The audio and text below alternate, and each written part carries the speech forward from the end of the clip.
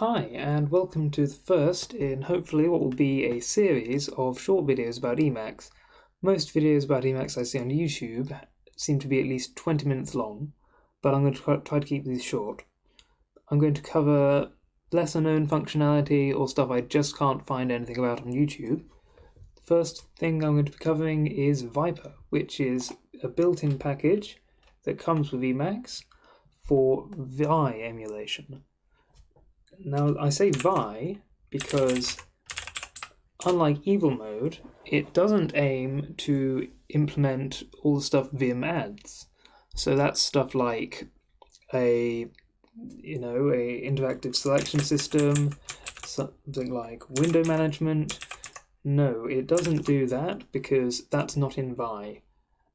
Now, the thing about Viper is you get the impression that it's pretty much abandoned. And in fact, it's got a lot of these settings which just don't make any sense at all. And that's Emacs in general, isn't it? A bunch of stupid settings you got to change because they were set as something that made sense 20 or 30 years ago. So that's what I'm going to cover today regarding Viper. So first I've got this default setup, which just makes Emacs slightly less awful. And now I require Viper. And, I'll mention, I've got Vertigo here because one of these customizations is specifically related to how Viper interacts with Vertigo.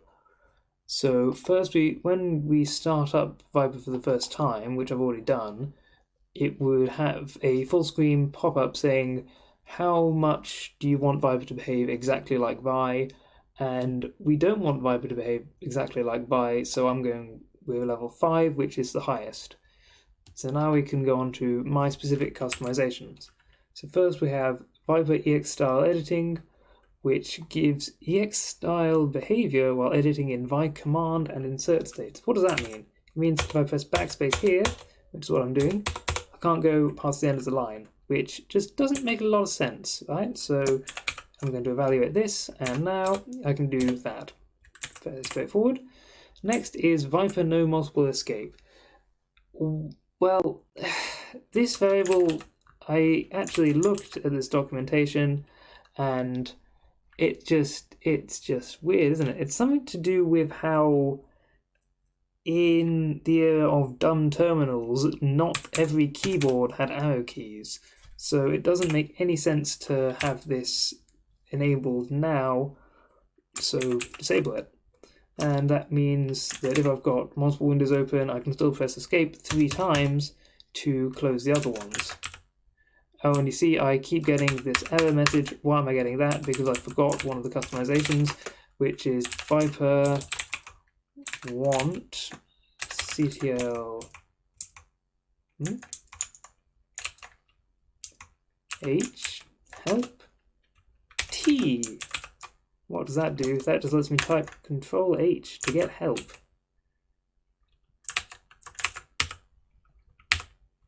There it is. Viper next line. That's what it is. Because Viper emulating Vi overrides Control H with left. Again, because reasons. Okay, next we've got Viper syntax preference. What does that do? I'm not really sure. It seems to change the way the word keys work. So the default at least at high level is reformed Vi. I messed around a bit with this and worked out that extended is going to be a bit more like Emacs, though not exactly. We don't want it to be exactly like Emacs keys because otherwise we would use Emacs keys. Evaluate that. And I don't really know what it does, to be honest. Okay, this last one, Viper Vi style in mini buffer. This is the setting which might just make you run away in horror when you first use Viper. And I've actually got it disabled already, so I'll turn it back on just to show you what it does. So I've got Vertigo enabled. And a nice thing about Vertigo is you don't need to have completely input a option for it to match. So I can type. So if I had Viper off, I could press I could type in this set of keys, get set variable, and press enter. But that's not a valid command name because we've got vi_style in minibuffer, which is what that means. So turn this off.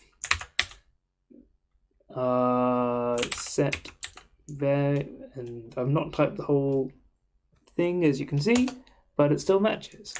And there's also a way to disable this green overlay on the text, but that's not as important right now. Next, we have some key bindings I decided to use because they seemed fairly reasonable. Now, Viper overrides Control U, which in default Emacs keys is the universal argument, but doesn't bind G.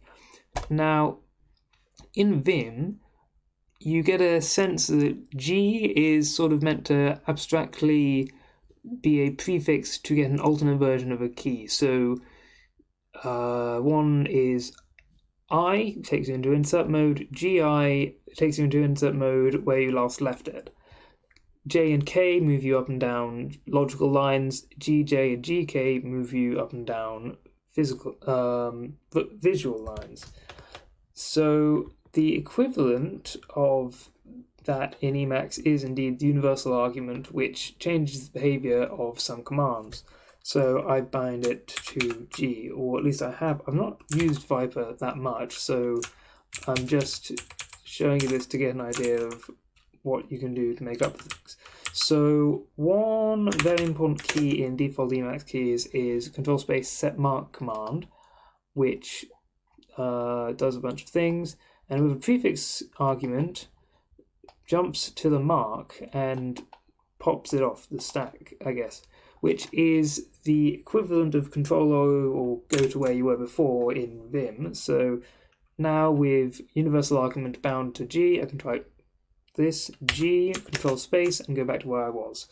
Pretty good, but using built-in Emacs functionality. And then this last one just seems fairly obvious. V is the key in evil mode and Vim that activates the text selection, so we set it to do the same thing in Viper. And that's not going to behave as we expect necessarily because Viper doesn't have any other bindings for using the selection, but at least you can use something like Alt-W, which is what I used just there. I can press Ctrl+X, Ctrl+X to reselect, and then I hit Alt-W, and it's pasted in. In fact, hang on. P uses something which is presumably not just yank, but we can also use yank and get the same effect. And I think that is it. Thanks for watching.